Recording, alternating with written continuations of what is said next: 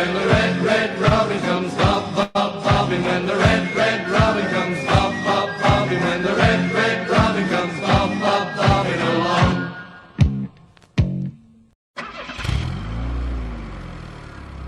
The Robin Pod is powered by Budget Tyres Auto Centre. Make them your first and only choice for a vast array of vehicle services. They are a reputable East Hull-based car specialist and dedicated to providing quality services at reasonable prices. And don't forget, they are trusted by the players, club officials and supporters of Hull Kingston Rovers. Find them at 146 Leeds Road and ask them about the exclusive discount they offer Hull Kia Rovers Forever members.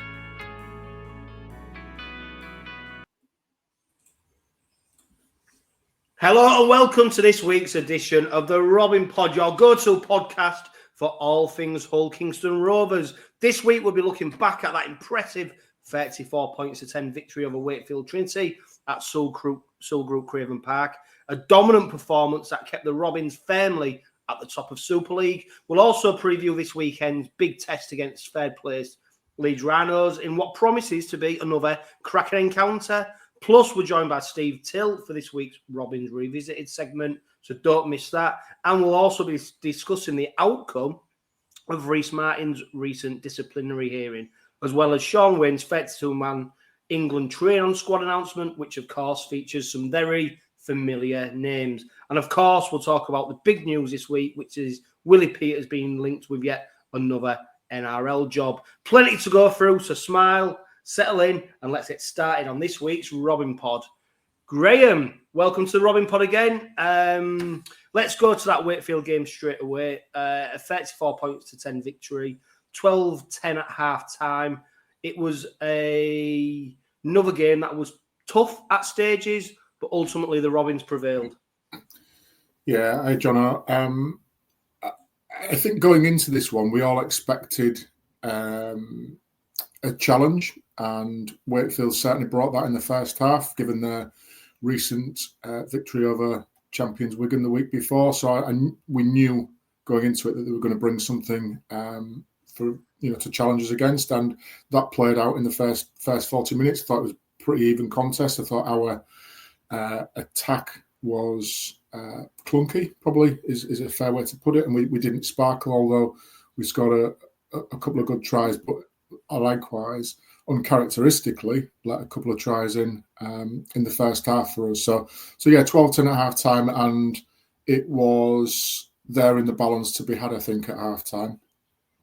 But did you ever see Wakefield? Did you ever think? Because obviously, yeah, it was a tough first half, wasn't it? You can't deny it. And we came up with some players that weren't great. Wakefield scored a couple of tries where they've moved our defence about, but I don't know. I'm getting to the point now where even at 12-10 after a close first half, I'm expecting the Robins to kick on in another gear. I'm not expecting Wakefield to get better. I'm expecting us to raise the level. And to be fair, I think we've done that at every point this season where we've needed to step up a gear.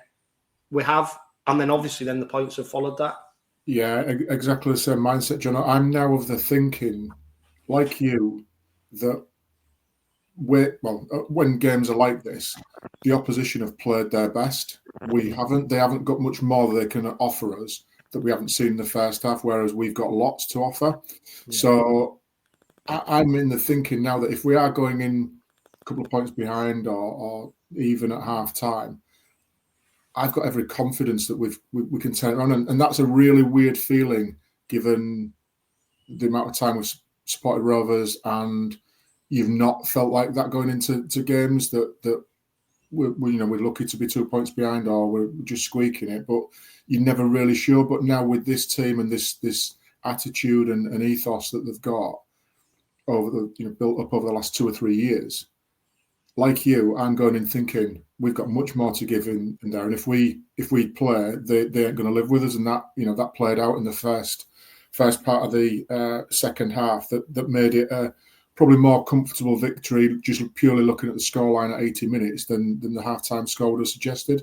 Yeah, and it was the game against our opponents on Sunday back at their place, which really made me start believing about how this Robins side can really kick up a gear. And of course, against them, we were pretty much average. I think Leeds were probably playing their best game against us. But when we got a sniff of something, we went for it. And not only did we go for it, we came up with them clutch plays that led to the victory. And that's why I'm always backing the Robins now, because I just firmly believe they've got so much. Even when they're playing at the best, they keep just getting better. Or what they're really clever at now is, once they're playing at the best, how they just let the foot off the gas, but they don't let it off in terms of the defensive efforts.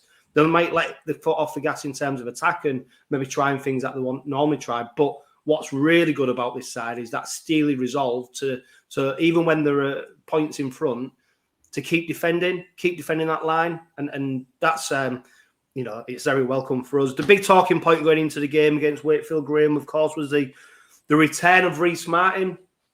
He's been out with injury since February.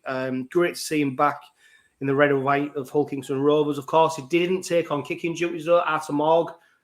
He retained them, but just great to see him back out on the pitch. I think Willie Peters said in the post-game press conference, or it maybe wasn't his best game, but this game was about getting minutes. And when we're talking about giving players the opportunity to do that, a player who might not necessarily be at his best because it's a return from a long injury, but we can afford the opportunity to keep him out there for as long as possible. So it's a unique position, but great to see him back. Yeah, absolutely. Great to see him back. And there was a lot of excitement, I think, pre-season when we announced the signing of Rhyse Martin and what he would bring in addition to the squad. And yeah, unfortunately got that injury, but having 4 months out, recovery, seemed to slip straight back into some of the duties. Yes, he wasn't sparkling, but I don't think anybody's going to be after 4 months out and your first game back. So like you just said there, John, getting an hour under his belt at game pace, back into the fold will no doubt fill him with a lot of confidence and belief that that I'm sure dark days he's had in recovery and rehab are all behind him, and he can hopefully go from strength to strength and establish himself back in that second row and be a great addition, almost like a new player to us for the final 10-11 games as they run into the playoffs. Yeah, and back Joe 𝗬𝗪𝗔, he was another player returning to the side. And what's great at the moment, Graham, is Noah Booth and James Batchelor dropped out, of course, Batchelor with his throat injury. With these transitions, it doesn't affect the side. So the component parts may change, but the outcome still remains the same regardless who's playing. And I think Willie Peters has talked about how it's a squad game and how keeping that squad happy is. And I think he's got it down to real fine tea at the moment, how he's able to drop in players, pull them back out, bring these senior players back in. But the squad as a whole keeps its happiness. And you only have to see that in the videos that are posted after the game. Even the non-playing players are happy, sharing the victory. And that's a real hard thing to implement, but it's great that Willie Peters is able to do it. And you're never worried about a player missing out now, are you, about who the next player coming in may be? No, you're not. And I think that, as you've said there, John, I think that mindset, that ethos of team being bigger than individuals is running throughout the team. And look, we all know that rugby league is a brutal sport when it comes to participating in it. You're never going to go through a season with just 17 players. So at some point, you're going to need to dip into those fringe players, squad players, whatever you want to call them. And what we're seeing is, again, that lack of dip in performance. So when you make an interchange for whatever reason, you want the performance levels, the attitudes, the effort areas to still remain exactly the same, and we're absolutely seeing that now. There's no drop in performance. Yes, the names may change on the squad sheet, but the level of performance and the same work ethic and the same processes are all implemented. Whoever's in the 17, 18 squad, and that's fantastic because you'll have heard, as well as listeners have heard, about that next man up attitude. And look, it's a sport where you get injuries, you get suspensions, you can get lack of form and dips in form. So you're going to need to have that squad depth. And at the minute, it seems to be every time we have to make a replacement or an interchange that it's proving positive in that the results still keep coming.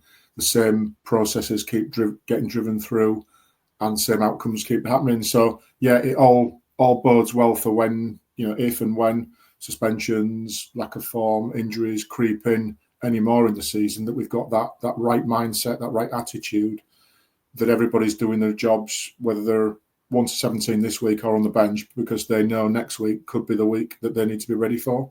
Yeah, and that opening 20 minutes, 90 minutes, was all wondering where that first try for the Robins would come from. We saw Michael Lewis have a disallowed effort, and we saw Wakefield form Robin Corey Hall with another disallowed effort. Robins capitalised upon that, though, didn't they, with the Tom Davies try?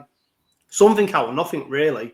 But for me, it highlighted just how dangerous Davies is close to the line. If we've seen it prior. We saw it in the Challenge Cup final, didn't we, where he made that run where he then got the penalty and we went on and scored the try. He's such an aggressive, forward-thinking runner. Yeah. And I'm always screaming at him now, if he's 10 metres out from the line and he's one-on-one or two-on-one with a defender, back him, because he runs with such pace. And ultimately, we saw the offload from Martin, something out of nothing. And then Davies just coasts over for a try. And it wasn't the first of the game as well, because he goes on to score a hat-trick. And Tom Davies is, we spoke about him on the Robin pod previously, but another player who's fitted into the side seamlessly. And he's giving us just so much in kick return meters, tries. He's fair top try scorer in the Super League now after that hat-trick. He's given us so much. And another player who looks very happy playing in the red and white of Hull Kingston Rovers. Yeah, I think we've all seen him in, latterly in his Catalans days, and he's been a thorn in our side and in those as he has many other teams. So I think we knew what we were getting. But like most players that have come to us, they've excelled as they've put the red and white jersey on for us. They've not just performed as they were at their previous clubs. They've gone on to provide better returns on investment for us. And I think that's, again, that whole Peters attitude, work ethic, ethos that's been created within the club. The players are now driving each other on, and I agree with you, John, around Tom Davies and his it keeps defenders honest. If you give him a split second, he will exploit you. And again, playing with the added value, I guess, that 𝗂𝗂𝗀 will bring inside him as well. There's always that element of creativity, and now with Martin back in the fold there's two good runners of the ball. They've both got good hands. That you can only see Davies thriving if that right hand partnership gets established with them three. That he will hugely benefit even more than he is doing now. Yeah, I tell you what, Davies, it's a bit like the kids, innit? You praise them for eating all the tea, but do you know what helps if you give them an iced tea? And that's at the moment, Davies, some of the setup plays he's on the end of, you've got to finish him, but he's put in great positions to be able to finish. Yeah, do you know what? I realised this for a while. This isn't a fetish of mine, but 𝗂𝗂𝗂𝗀 has got fantastic hands. And we'll have to check your hard drive now, won't we, Graham? I'll put my disclaimer in.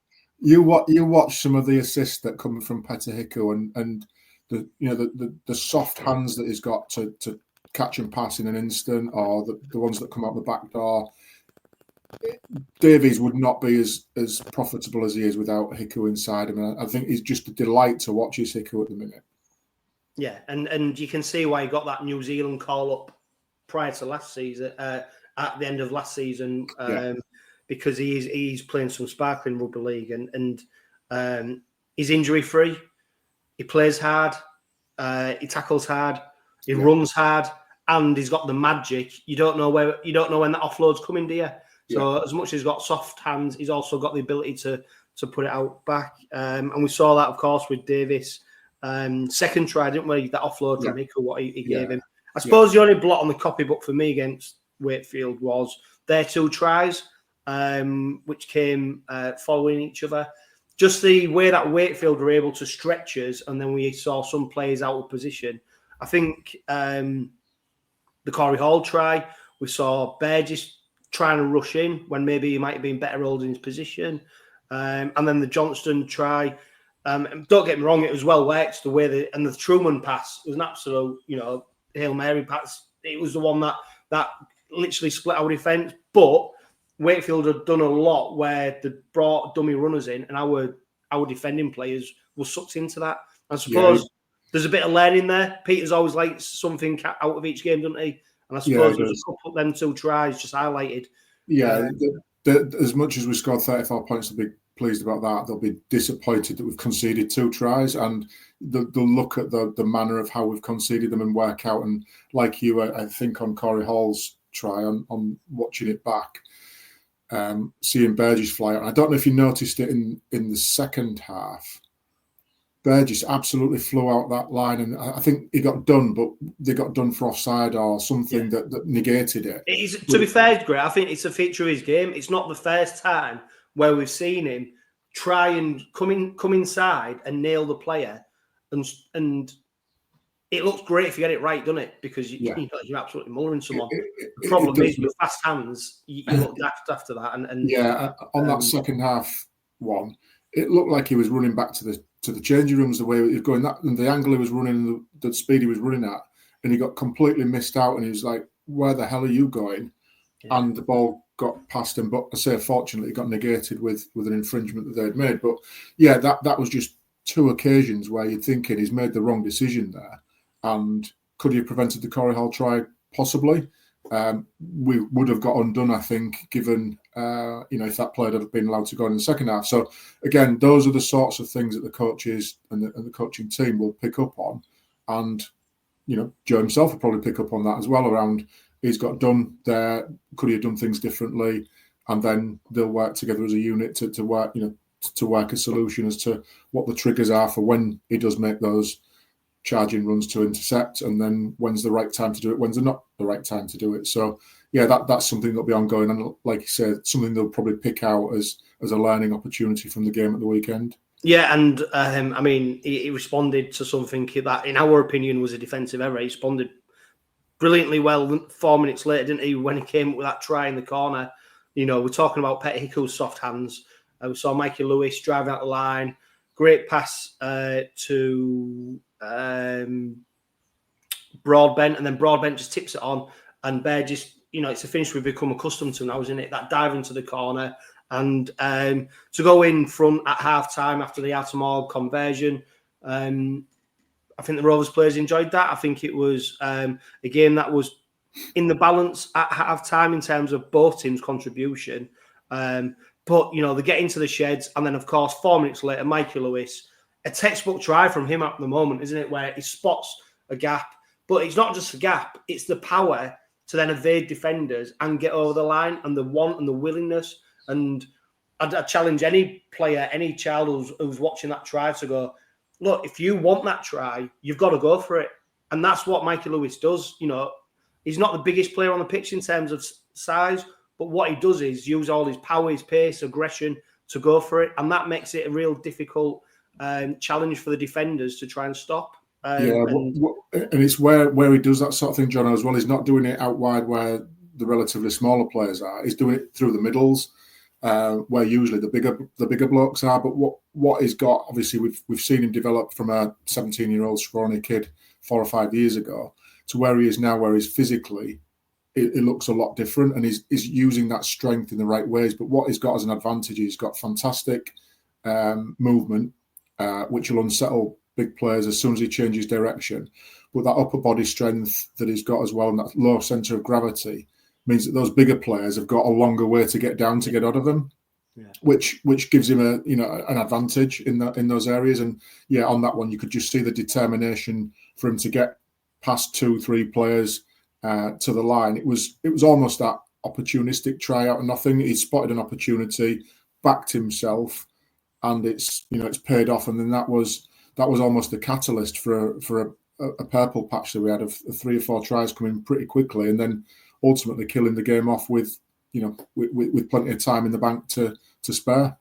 Yeah, and I think we spoke about it in an earlier Robin pod. I can't remember what game was now, where Lewis, he broke through free, and I think he could have passed it to Minchella. And I think then he had a go. Or was it Tanganoa? I can't remember. And I think what you've got to accept is he ain't going to get it right every time as well. But let's encourage him to keep doing that, because more often than not, he'll get it right. And also, if he gets it right in the big games, when it counts, they're the most important tries. So great to see him doing that. Of course, a little blot on his copybook, the sin bin. It was a bit of a prophet, you know, he knew exactly what he was doing. It was the right call. It prevented a Wakefield try. I mean, don't get me wrong. There was other Rovers defenders there, which is ultimately the mitigating circumstances as to why it wasn't a penalty try or anything like that. But the sin bin was deserved. But it was the Robins who capitalised on that by scoring a try through Tom Davies again.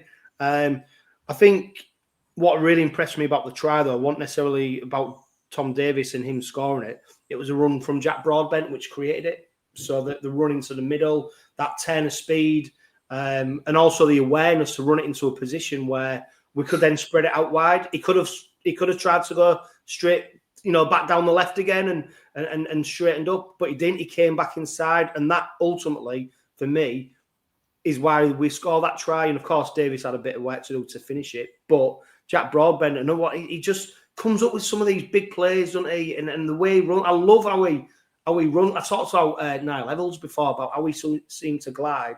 I don't think Broadbent necessarily glides, but he hits the gaps at the right time. Yeah, it's quite elusive as well, and we've seen it in the challenge. And he's a big player as well. He's not a small. Yeah. You know, he's a young guy, still learning the trade, but he's showing all the hallmarks of a very good Super League player. We've seen it in the Challenge Cup semi-final, where he had that elusive run that scored a try back on the angle. On that particular one you're talking about there, he's created that space. He's not gone in a straight line to his channel, if you like. He's gone into an area where he wasn't expected to go. That's caused a bit of confusion. Somebody's worked out the numbers quite quickly. We move it through hands efficiently and effectively, and Davies, he has 2 or 3 to beat in that side. But again, like you said a minute ago, got it ball in hand, had a look at the situation, drive hard forward, and then take that right foot step, and then cut inside and puts 2 of them on the backside, I think, and glides past the one who's just sort of flailing an arm to try and stop him, but he almost has a walk in at the end of it. So yeah, that doesn't happen without that hard work and quick thinking from Broadbent and whoever gets their hands on it first and second receivers after that to set that one up. Yeah. And for me, the 𝗵𝗏𝗂𝗀𝗏 try, almost that was a little bit of a caption of, where Rovers' attacking threat is. So the ball went through Minchella, it went through Tyrone May, Mikey Lewis with a great offload, and then 𝗵𝗏𝗂𝗀𝗏 with a try. I think even Hickey wanted to pass it one more time, and then I think he realised how close he was to the line. So that for me told me everything about 𝗵𝗏𝗂𝗀𝗏 and his job about feeding Davies, because he did glance across to see just where he was, but obviously the Wakefield defence had disappeared, so it was his try to score. But that Minchella, Tyrone May, Mikey Lewis, them 3 attacking players just are so important to the side. Yeah, and when you look at a lot of our tries, there won't be too many where 1 or 2 of those 3 don't have the hands on the ball in the final plays of try scoring. So yeah, vital that they're getting their hands on the ball for us.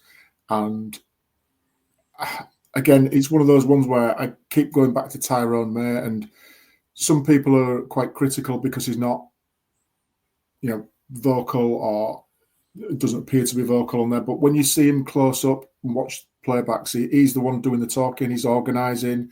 I love watching Tyrone May play, and when he gets his hand on the ball, things start to happen. Does he get it right all the time? No, he doesn't. And between him and Lewis, there's a nice blend, I think, of we've got the controlled aspect of Tyrone, and then you've got sometimes the unpredictability of Lewis as well. But in the middle of all that, you've got Minchella helping to dictate pace and direction as well. So I think between the 3 of them, we've got some really good attacking angles to create from there. And again, it's just proven that, I think there was a stat mentioned the other night that we've scored something like 96 tries this season. Leeds Rhinos, finishing in 5th or 6th place last year, scored that all season. and we've scored it in 16 rounds. So it just shows the attacking threat that we've got, and getting those 3 ball on hand more often than not. At least one or two of them will be involved in the shake-up when it comes to scoring those tries.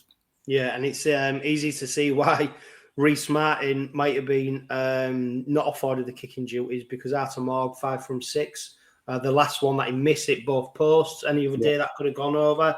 I mean, what a player. He just fitted into the side absolutely. Seems he offers so much in attack. Kick with 10 metres.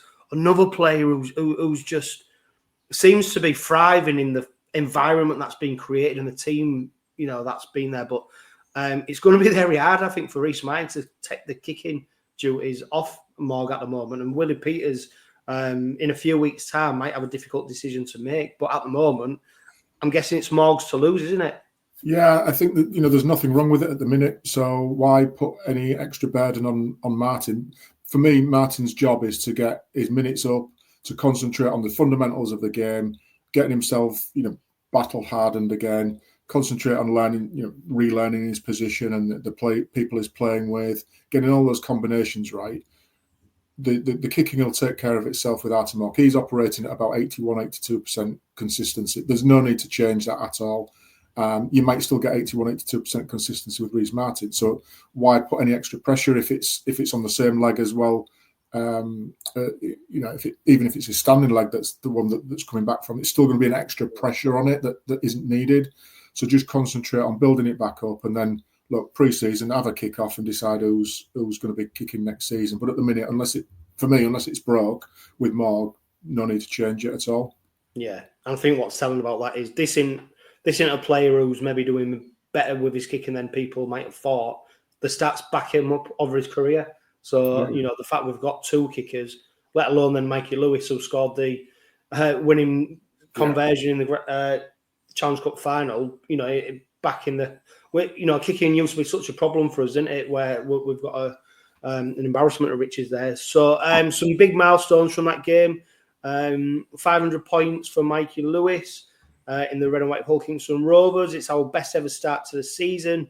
15 league wins from 16 games. Hasn't been the best was back in 1966-67 season. And I'm sure, Red, we've got a full calendar year now without losing to anyone else but Wigan. Correct, which I wonder now, I don't know, if you was going to put a poster in the changing rooms, that's quite a big thing to say to the players, isn't it? Like, you've been great. We need to go now one step further, which is beating our closest rivals in terms of the league, which is Wigan. They're second placed. But we're now afforded the opportunity, Graham, where actually we don't need to beat them if buts, maybes. But we've been afforded an opportunity now where we could actually win the league leaders' shield without having to beat Wigan, which is probably the territory you want to be in. But on the same point, we're talking way ahead, aren't we, until we play them. You feel like we do need to beat them. Yeah, I think if we cast our minds back, historically we can't win away down the M62 on a Friday night with a monkey on our back. We can't do this, we can't do that. It's however long since we've won at Saints, blah, blah, blah. All those monkeys off the back have now gone, and I think it's really narrowed down now over the last couple of years, realising that, Wigan got to us in the League Leaders' Shield and the Grand Final last year, knocked us out in the semi-final, Challenge Cup. So I think there's a real understanding that the only remaining monkey on our back is that we haven't beaten Wigan in a big game that sort of means silverware. And you say we haven't beaten in any game as well. Like, that's well, the thing. yeah. You say we don't need to beat them, we do, because the chances are they're going to be in the grand final. So we do need to beat them, and I think the players will want to do that from a pride perspective, and they recognise that, look, Wigan dicked us last year on a couple of occasions in the big games. Not that we owe them one, but that's our next challenge that we're setting ourselves. We've got to get over the top of them in a big game.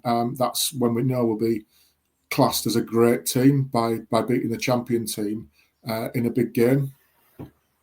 Yeah, and I tell you what, we'll wrap up the Wakefield game because it was something I noticed, and unless I'm told different, of course, we're recording this prior to Willie Peters' pre-game press conference ahead of Sunday, so we don't know what's coming out of that. But one thing that I loved was, and I'm sure the player didn't love it, was 𝗀𝘆𝗍𝗍 𝗠 when he came back on for his second stint in the second half, and he made the pass, which I can't remember who knocked it on now.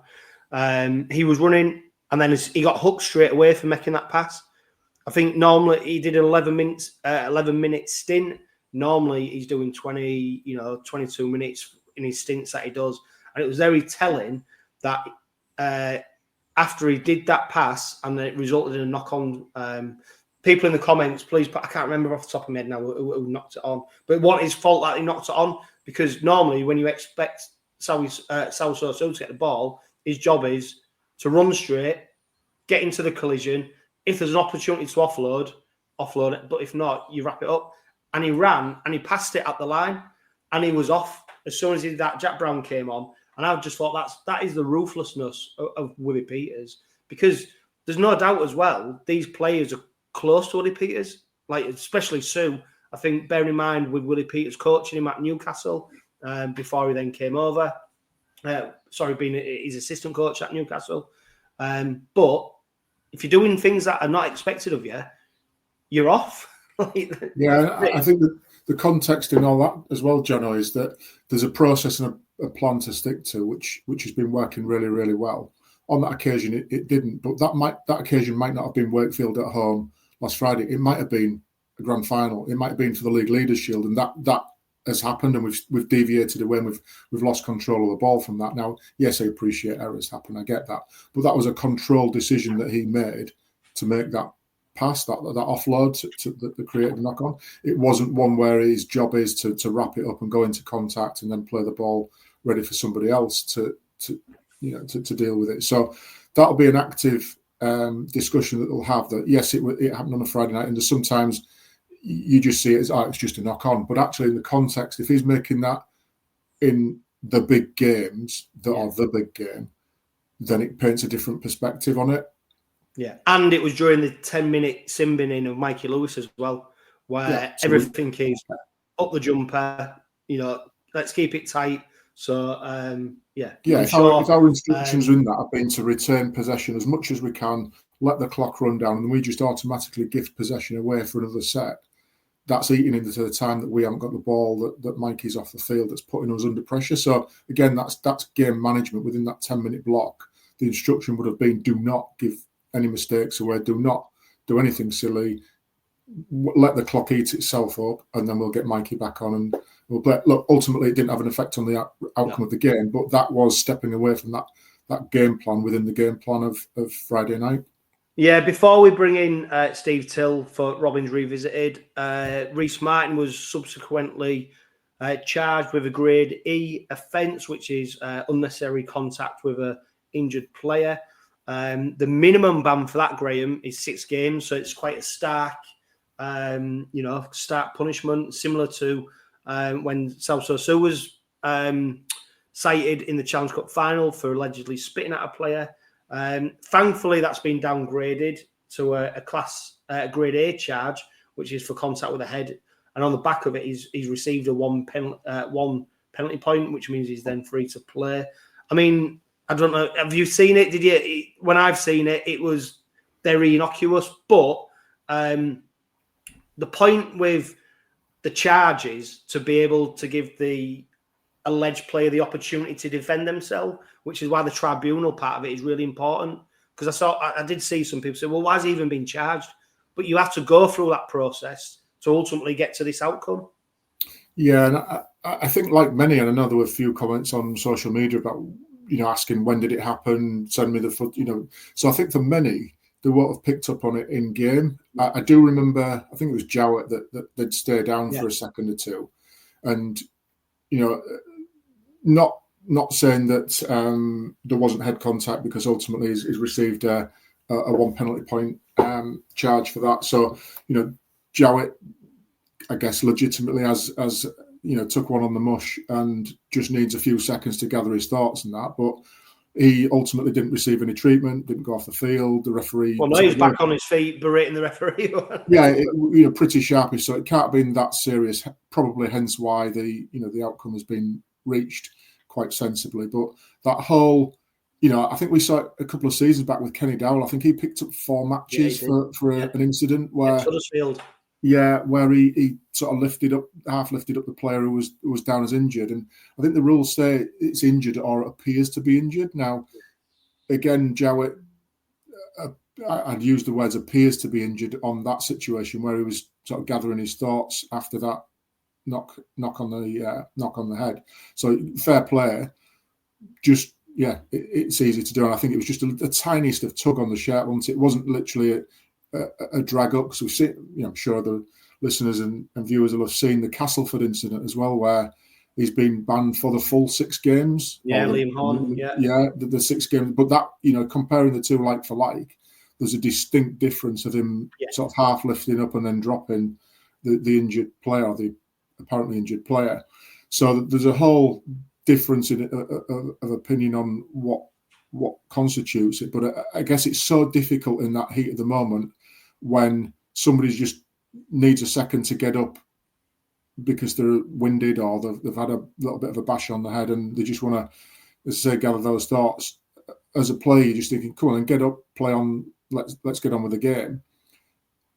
And it's so frustrating to sort of see them, some have called it feigning injury before and seeking to gain advantages because of that, which, look, I'm sure there are incidents of that in the game, and it's not something we want to see coming into our game too much at all, because I think it devalues it massively, like we see in football. It's really frustrating when they go down and roll around for this, that, and the other, and then as soon as the referee's whistle goes for the free kick, they're up and as sprightly as anything. So we definitely don't want to see that. But I think as a fan, you might not appreciate the actual impact that's happened, 40, 50, 60, 70 metres away from where you're viewing it, and think the player is feigning that injury. And look, on some occasions they may be, but I think genuinely most players are honest. And if they do take a second or two to get back up, it is because they have had a knock genuinely. And then, obviously the right medical attention needs to be taken care of to make sure that their welfare is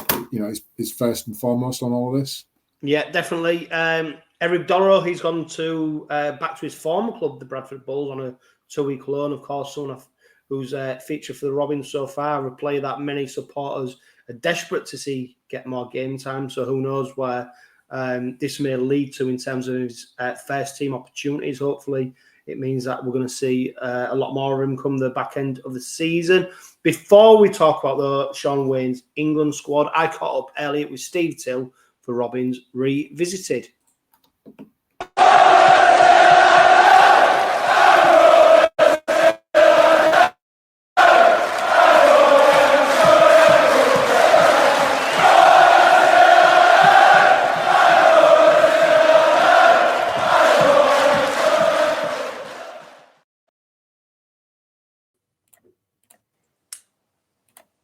Steve, welcome back to the Robin Pod for Robins Revisited. What you got for us this week?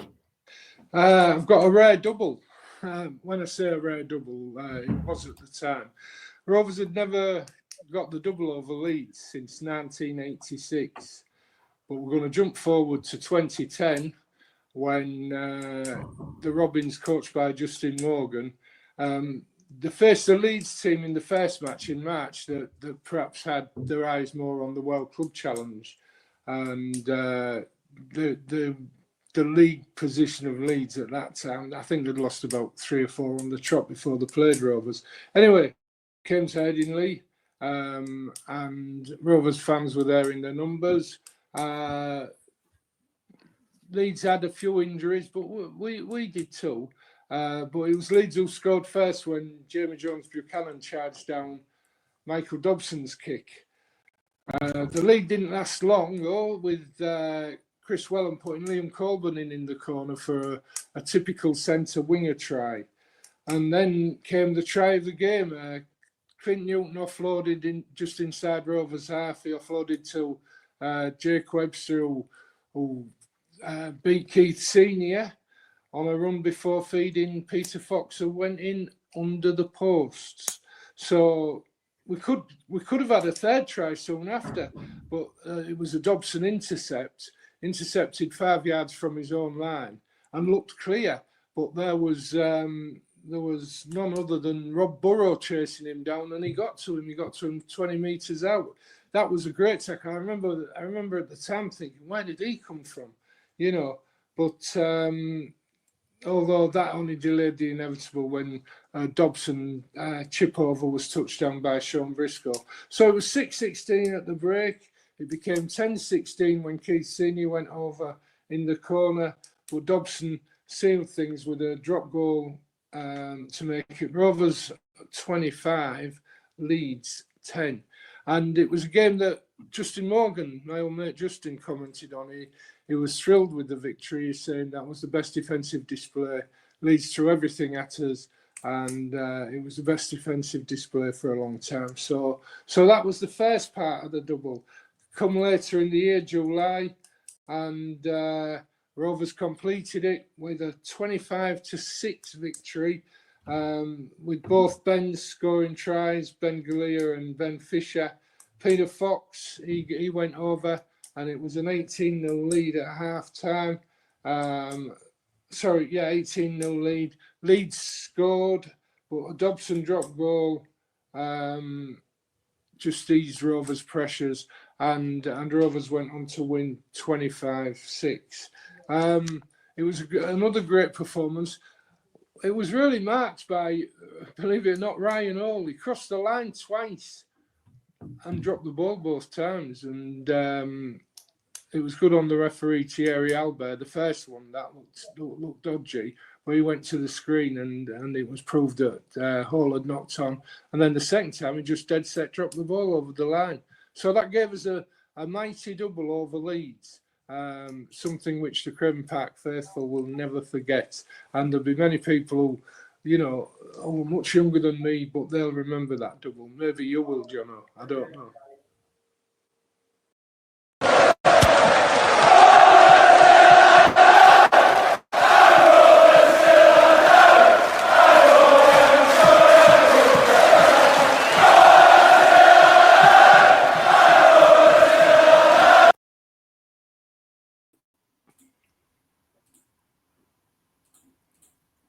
Great, welcome back to the Robin Pod.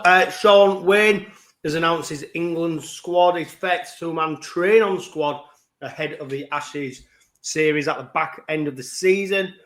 Of course, we mentioned about the Rovers players who have been named in that squad, some very familiar names. Maybe it's the names who have not been named in that side who are catching most people's attention. James Batchelor, Elliot Minchella, Mikey Lewis and Jez Litton. They're the four Robins in that England squad. James Batchelor potentially could make his England debut. Of course, we've seen Wigan, Leeds, St Helens well represented in that squad. Are you surprised? Well, first of all, Graham, congratulations James Batchelor, Elliot Minchella, Mikey Lewis and Jez Litton for being named in the England squad. Of course, Elliot, Mikey and Jez have featured before. They played for the England Knights. Lewis played against in the Samoa Test. Great recognition for them. Great to see Batchelor recognised for his contribution to the side. We're a side that is currently top of Super League. We've got a number of English players within the side who are performing very, very well. Tom Davis, Joe Burgess, Dean Hadley, to name just a few. Are you surprised that there's not more Rovers players, or do you think Shaun Wane's got it right? Yeah, I think every club will have their own opinions on players, but we see, you know, our players week in, week out, and we know that the efforts and standards that they're working to are very high. And I think absolutely echoing what you said there, Jono, around congratulations to the ones selected. Yes, I am surprised. I think when you see it's not necessarily the ones that of it being not included from our side.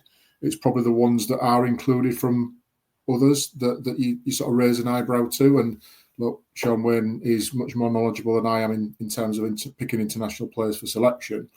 But you'd almost question and say, what more does Dean Hadley need to do to get any recognition at international level? Well, Shaun Wane was asked about that, wasn't he? He was asked specifically about Dean Hadley's omission from the 32-man training squad. And I think Shaun Wane questioned whether he'd be able to, well, ultimately play like he does against Australia. His game never changes now, or whether we're playing Wakefield, Castleford, or Warrington at Wembley. His game hasn't changed in the last 2 years.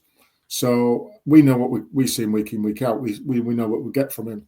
I just don't know what else he could add to his game that at 32 years of age that is going to put him in the place for consideration. So look, sometimes you as a coach manager, you get a feel whether you fancy a player or not, and I'm sure there are some, in inverted commas, favourites that Shaun Wane likes to go to. Well, I found it ironic that the Dean Hadley omission, and don't forget this is a train-on squad, so it's not necessarily every player who features in this squad is going to be playing in that Ashes series. But when he named Chris Hill for the Samoa Test series at the end of last season, that left me bewildered at that stage. Let alone the fact that he's now, questioning a player potentially who's in the prime. Do you know what? I think Dean Hadley would say to himself, who's in the prime of his career. Not often players get to the age that Dean Hadley has got to and are actually playing the best rugby league. You only have to look at the minutes he did against Wakefield. Not only did he do big minutes, put big tackles in, he's transitioning from prop to second row. His utility value is immense. And he like Willie Peters said, and we've mentioned it on the Robin Pod before, when he first signed for Rovers as head coach, Dean Hadley, I think, was the first player that he rang and contacted because he saw something in him that he wanted to instill in the rest of the squad. Yeah. Now, who are we to call Shaun Wane the England coach, because ultimately his neck's on the line, innit, if he gets it wrong. But I do think it's not necessarily just about the players on the pitch. As daft as that sounds, it is about the whole squad environment, what players bring. And there's no doubt Hadley is respected by his peers, not just at Hull Kingston Rovers, but probably by a great number of other players playing opposing players. And I think that is a bit short-sighted for me. Another player, Graham, who I think should have been a shoehorn in that side is Jack Broadbent. I think his utility, for me, at the moment, he's Rovers Player of the Year. I think what he's brought, the challenges he's faced, how he stood up to them in terms of selection, playing different roles, but then also being able to come up with the performances he does in them positions. For me, his utility value, his performance at that level, I think he should be shoehorned. Davis Burgess, I can understand. We talked about Burgess' defence. Would that stand up to an Australian side? Who knows? Davis, he's got a job to do in terms of turning Shaun Wane's head, because if he keeps scoring like he does and he keeps coming up with the performances that he does, it's hard to ignore him. Yeah, and I agree. I think there's cases for and cases against lots of players to be included or not. And yes, it's the train-on squad. I get that, and it's not the polished article. They won't release I think it's a 24-man squad they're working with. They don't do that until grand final week. So there's plenty of time for people to dip in and out of form. Also, Graham, don't forget as well, there's no NRL-based players in this squad as well. Yeah. So you can straight away look at potentially five or six players who will be coming to that side. Yeah. So look, for me, that's all about the opportunity of being in that environment with your peers and learning from that and sharing thoughts and ideas with the England coach about your game, etc. So it's not necessarily looking forward to that first test against Australia. It's more about being involved in that environment. And to be involved in it is, you listen to all the players talking about the opportunity of representing your country and pulling on that jersey. It's one of the ultimates for them. So absolutely 100% wish them congratulations. Look, there's a lot of rugby to be played before now and sort of October-ish time, November time when we play the Aussies. So players in that squad, no doubt, will dip in and out of form. Some may get injuries, some may be suspended. Whatever happens will happen over the coming weeks. But all a player can do is continue to do what they're doing. You know, certainly our players is continue to do what they're doing at Rovers week in, week out. And like you said there, turn Wane's head if it's Burgess, if it's Davies, if it's Hadley, putting the levels of performance consistently week in, week out that gives him a decision to make and says, have I got this right in including this player and not Dean Hadley, for example? Yeah.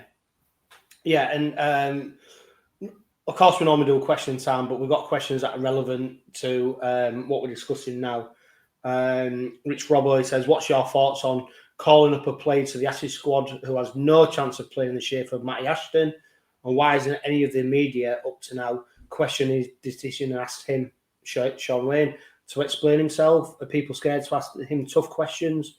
Also, how frustrating is it going to be to see one, if not the best talent in Super League, Michael Lewis, playing off the bench as a substitute hooker in the Ashes? I'll tell you what, we'll miss that first one because I understand what he's saying.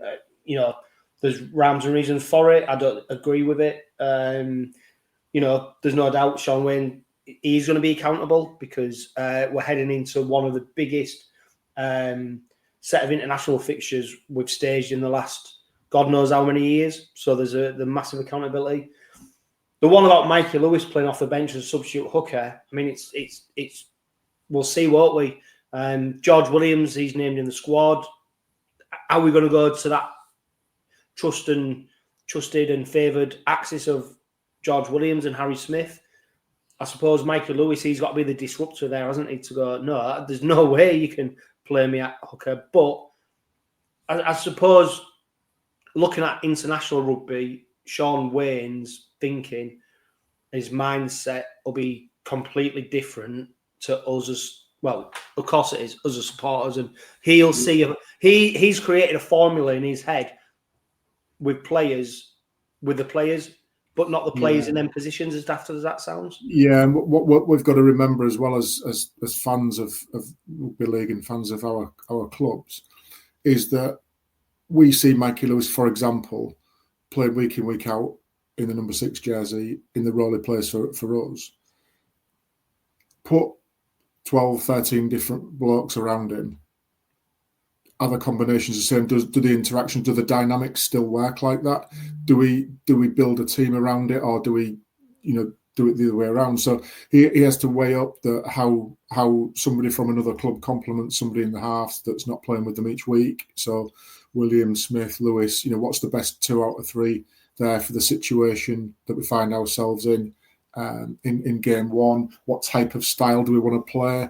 And again, the dynamics, it's not just as easy as go and play your normal game, because you have to adapt to the people playing inside you and outside you, learn how they're going to act and interact with you and you with them, and get it right. Because, as I say, it's going to be totally exposed in terms of playing the best in the world and nowhere to hide with it. So yeah, he's going to be accountable for all that. But there's so much more to it than just presuming that Mikey Lewis will do what Mikey Lewis does for Hull KR and take that form forward. You would expect he'd rock up with that same attitude and try and play that way.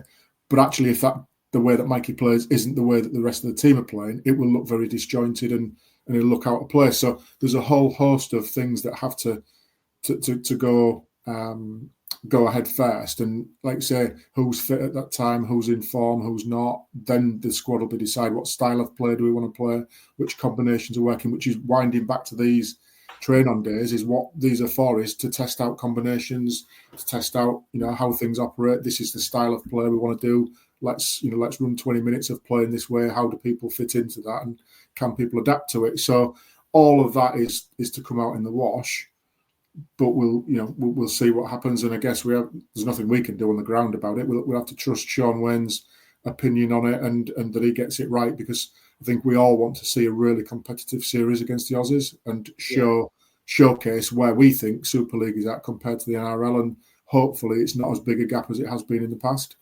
Yeah, I mean, don't get me wrong, it's a tough job, because even this train on squad meeting, it was off field. It wasn't even on the field.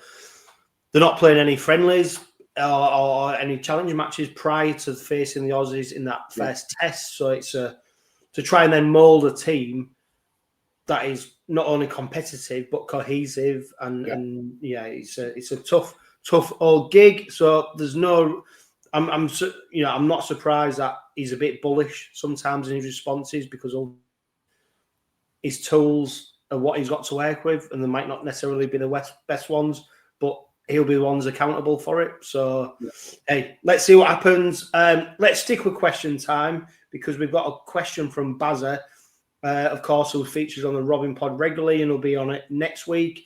While over the last couple of years, fans have had somewhat of a meltdown at times when we've released certain players, George King, 𝗪𝗂𝗧𝗏, Ethan Ryan, and so on and so on. Will fans start trusting Willie and his team in recruitment going forward, as it's priced, as we can't keep all players based on sentiment, as I'd expect one or two maybe to be let go come the back end of the season? And I'm basing the question over people questioning whether letting Doro go back to Bradford on loan, when it's an absolute masterstroke because it keeps him match fit. So there's no doubt that the players in the past have gone. 𝗪𝗂𝗧𝗏, for example, a player who most Rovers fans would have been absolutely desperate to keep, especially on the back of signing Mickey McAlorum at the age he was, blah, blah, blah. Ultimately, and I think I've gone through back every single player who's been released. Not one player that Willie Peters has released has gone on to something better.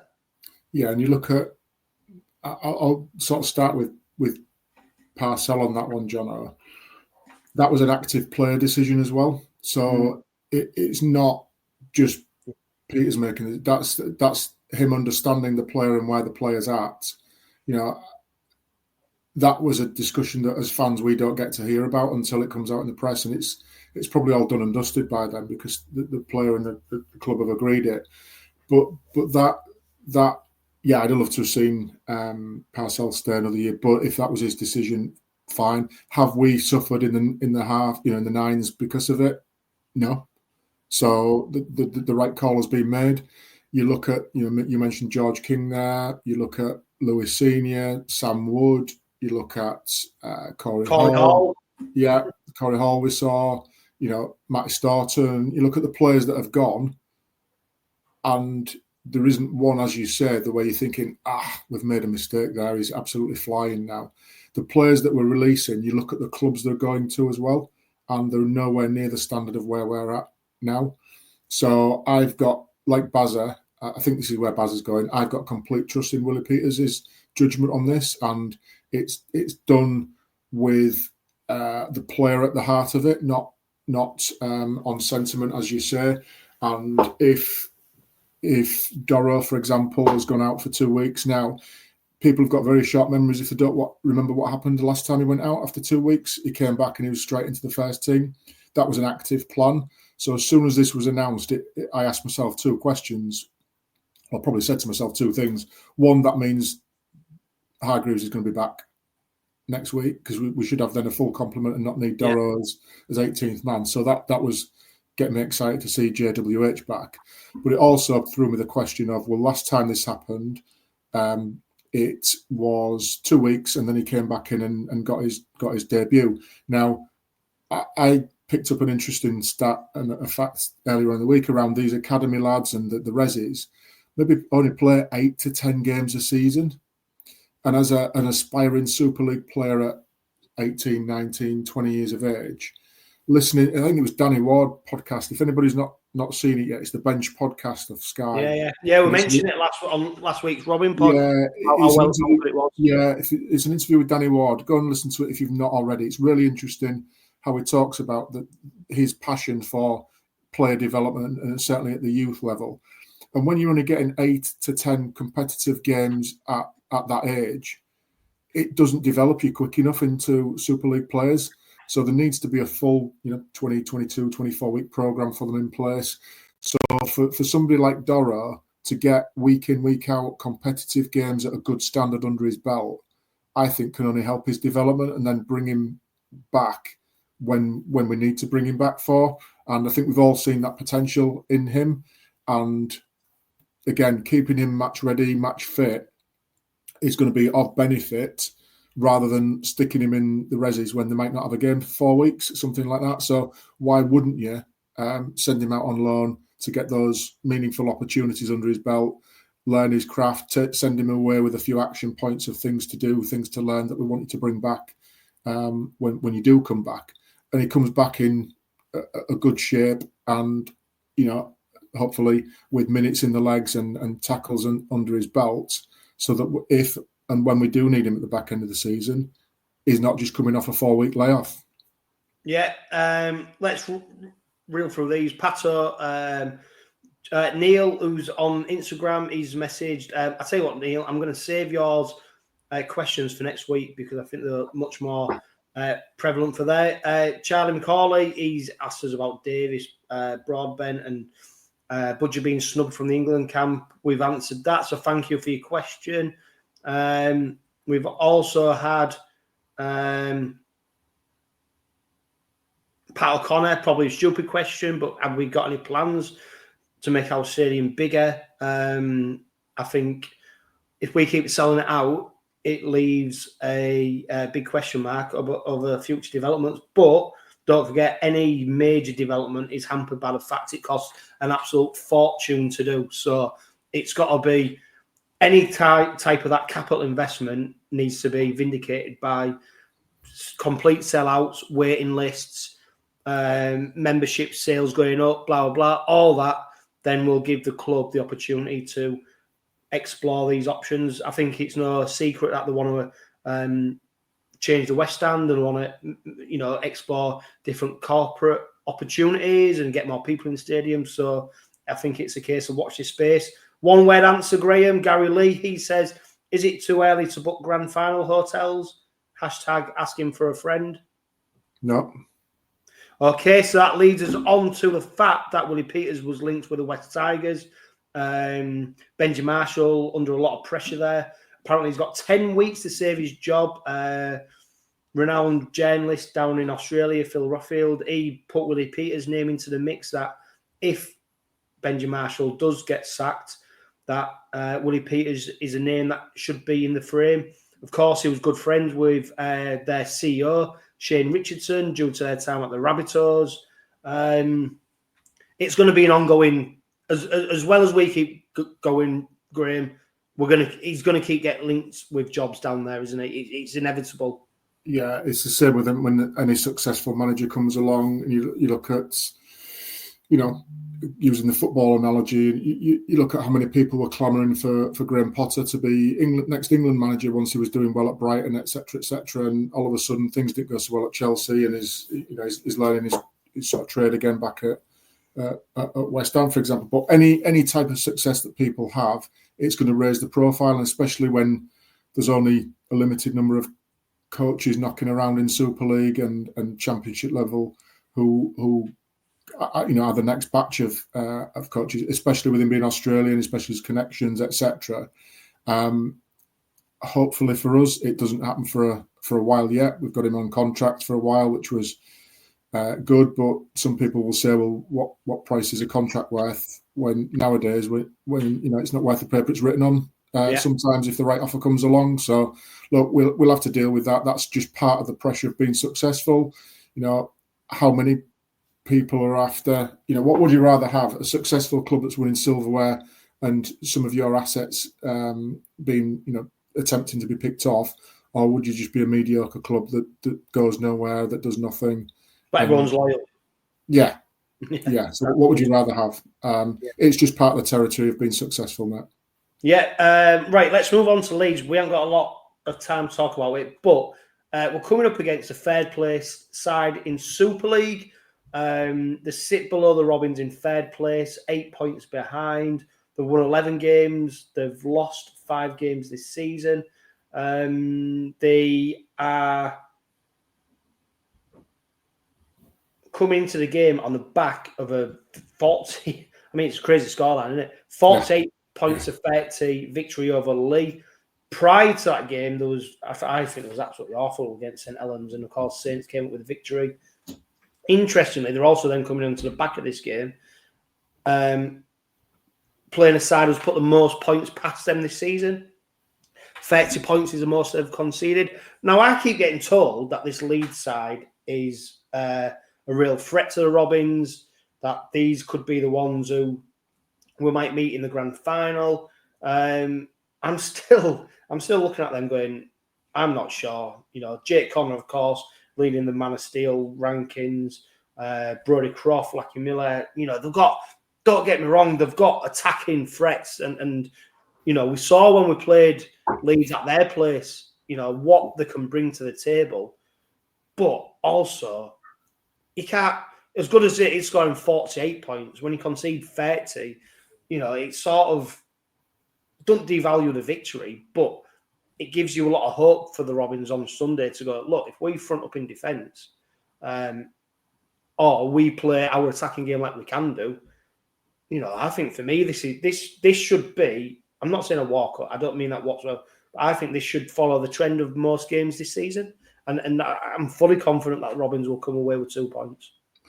Yeah, I think this is another one, John, where since probably 2 weeks before Wembley, every game has been a big game for various reasons. How many more big games do we? Yeah. So you know, I think we played Warrington 2 weeks before Wembley. That was a big game because it was a showcase. You know, it was a curtain raiser for 2 weeks afterwards. Then it was Saints at home, which was the last one before Wembley, which was a big game because we wanted to maintain our league position but didn't want to get injuries. Then it was the Challenge Cup final, which was a big game. The big game then was the hangover from Wembley against Catalans. And then it was, can we back that up against Castleford? And then the big game is, well, Wakefield have just come off a game against Wigan and knocked the champions over. It's a big game. So we're used to that now. And we're still coming out on top on every single one of those games. I think we're 10 in a row now, is it 9 in a row, something like that? So whoever we've faced, we've turned them over. Leeds 2 weeks ago, I think, were awful against, I think it was Saints, wasn't it? Yeah, Saints, it was, yeah. It was absolutely terrible. Yeah, and then they've backed that up with conceding 30 points against Lee. Now, Lee are a decent attacking side, don't get me wrong, but to concede 30 points in a game and still come away with a victory, there's something not quite right there. It was I think Adrian Lamb called it a weird game or a freak game or something like that. So I can't see them scoring 48 points against us. We're going to be as tight as a drum, I think, defensively as we have been. So I can see us as giving them a challenge there, and have they got then the creativity to unlock that? But also, if they're conceding 30 points against Lee, we're equally as good as Lee, if not better in attack. So there's no reason why we shouldn't be scoring that sort of level of points. Have Leeds got it in them to score 30 points against us, 32 points against us? I don't think so. So if it's played out like that, I think Leeds will give us a game like Wakefield did in patches, but I think we'll be too strong in the end. Yeah, and also, I mean, like I said, we record this prior to the squad news coming out. The expectation is that Jared Warner-Hargreaves will be back, Mickey McAlorum could be back, which does then throw up some questions, doesn't it, about our style of play? Because, of course, we've seen, for example, Jez Litton take on the number 9 spot and owning it, Bill Leyland playing a supporting role. Do we then revert back to that style of play that we saw at the start of the season and in the Challenge Cup final where Mickey Mack comes on, does a 20-minute, 25-minute stint and we go bum, bum, bum? Or are we going more to Jez Litton's? So there's obviously the squad news will determine what happens, and if Mickey Mack, for example, is not named in the squad, we know how we're going to line up. Jez Litton will be starting, okay. Bill Leyland will play the starting role.